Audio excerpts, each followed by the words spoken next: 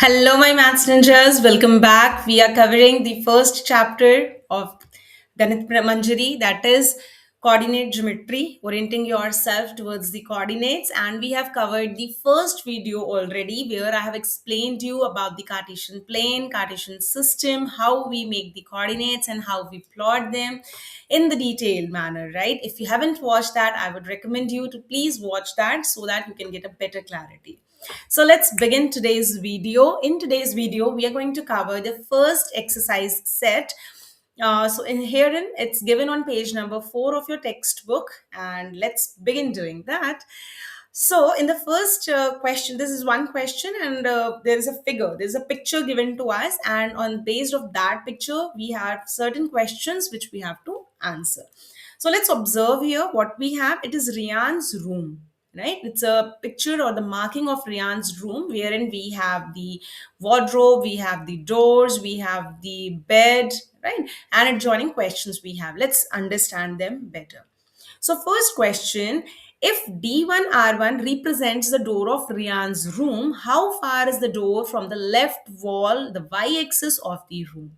So, see, this is the y axis, and where is Rian's door's here? Room's door is, yes, this is D1.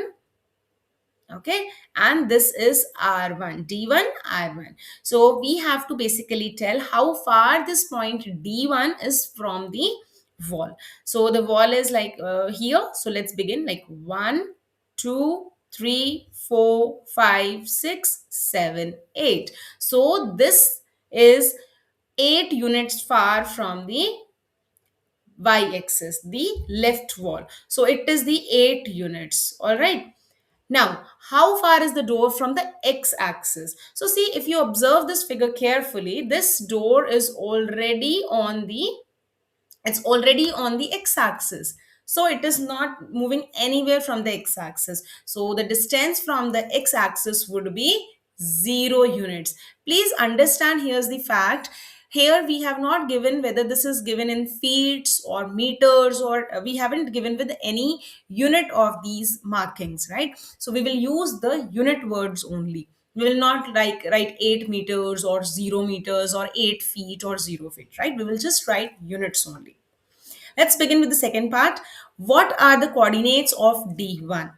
So D1 is here, and the coordinates, since we know that the coordinates are always the ordered pairs. So ordered pairs, here we have to write the x coordinate first. So x coordinate is 8 and the y coordinate is 0. So the first one is the x coordinate, and x coordinate is also known as abscissa.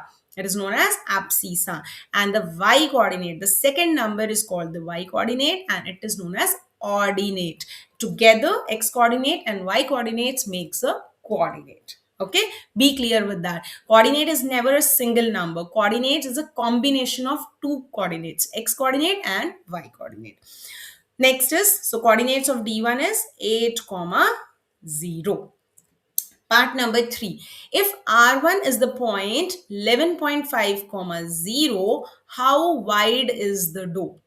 So R1 is this point, and the coordinates are already given to it. This is 11.5, comma 0. So how wide is the door? Wide means I have to find the width of this door, like 1 unit, 2 unit, 3 unit, and we have 0.5 also. So the width of the door is, how wide we have the door? This is 3.5. So this door is 3.5 unit wide units, right? If you don't want to do this way, you can simply say the x coordinate of R1 is 11.5 and the x coordinate of D1 is 8. So 11.5 minus 8 also directly gives you the answer. This is 3.5 units. Now we have a joining question also. Do you think this is a comfortable width of the room door? So what is as per you? Is it going to be comfortable?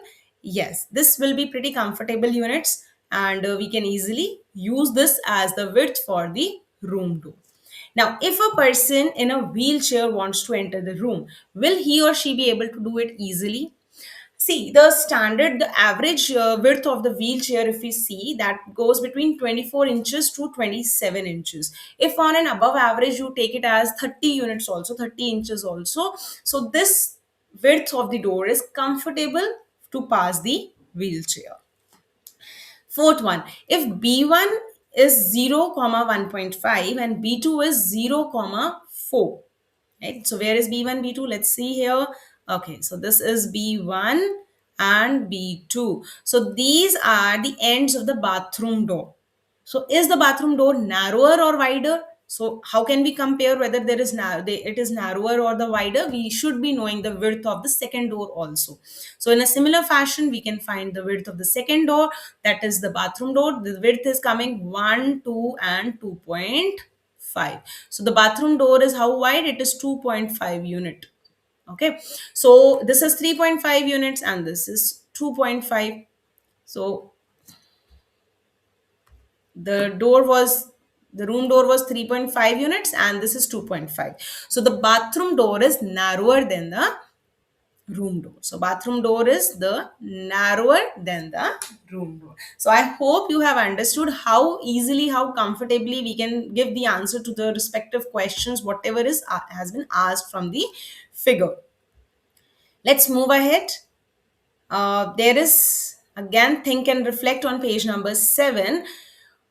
First one, what is the x coordinate of the point on the y axis? This one we have already discussed in the previous video. Let's think that any point lying on the on the y axis. Say if this point is lying on the y axis, the coordinates would be 0, comma 2. The coordinate of this point is 0, comma 4. Similarly, any point lying here is like say minus like 0, comma minus 5, right? So what is common pattern here? There is no role of the x coordinate, x axis. So any point which is lying on the y axis, its x coordinate will always be a big 0. Okay. Second one, is there is any similar generalization of a point on the x-axis? Yes. A point is lying on the x-axis. Now, in a similar fashion, see here. If a point is lying on the, if point is lying here or maybe here, any point, right? So the coordinate of this particular point, like this is minus 6, comma 0. Similarly, this point is going to be 2, comma 0. So you can see that there is no role of the y coordinate.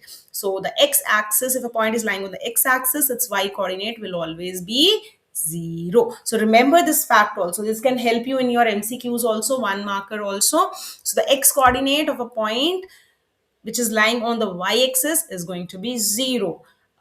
Again, the vice versa, right? Third question. Does point Q, y, comma x ever coincide with the point P, x, comma y? What is happening in the coordinates of q and x? We have just interchanged them. So is it ever going to happen here is, let's say if a point q is, say point q is say 2 comma 3. Okay, so p will be what? 3 comma 2. Are they ever going to coincide? Just do it. So it is 2 comma 3.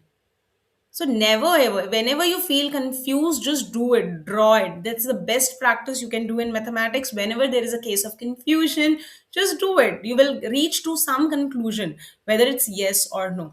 So Q is 2 comma 3, right? And P is 3 comma 2. So the point is going to come here. Are they coinciding? What is the meaning of coincide? Coincide means to overlap. Are they coming all together? Same? No, they are not same. They are not coinciding. And it is not happening here. But now see the fourth question what it is. If x is not equal to y, then xy is not equal. Just now we have seen if x and y are different, so x comma y cannot be equal to y comma x. And now x comma y is equals to y comma x if and only if x is equals to y. Can we claim this true? Let's see. If the point say q is now say 4 comma 4, what will be p? Again 4 comma 4. Are they going to coincide? Where is 4 comma 4? Point q will be here. 4 comma 4 is here now. So this is point q. And where is going to be point P? P is again 4 comma 4. So both P and Q, they are going to coincide. So we can say very well that this claim stands true. That is, x comma y can be equal to y comma x only when x and y have the same values. All right, my dear. So this is what we're going to cover in today's video. Stay tuned so that in the upcoming videos we can discuss further more questions. Still in this question, if you have any query, any problem, just reach me out. Do ping me. I'm waiting for your comments.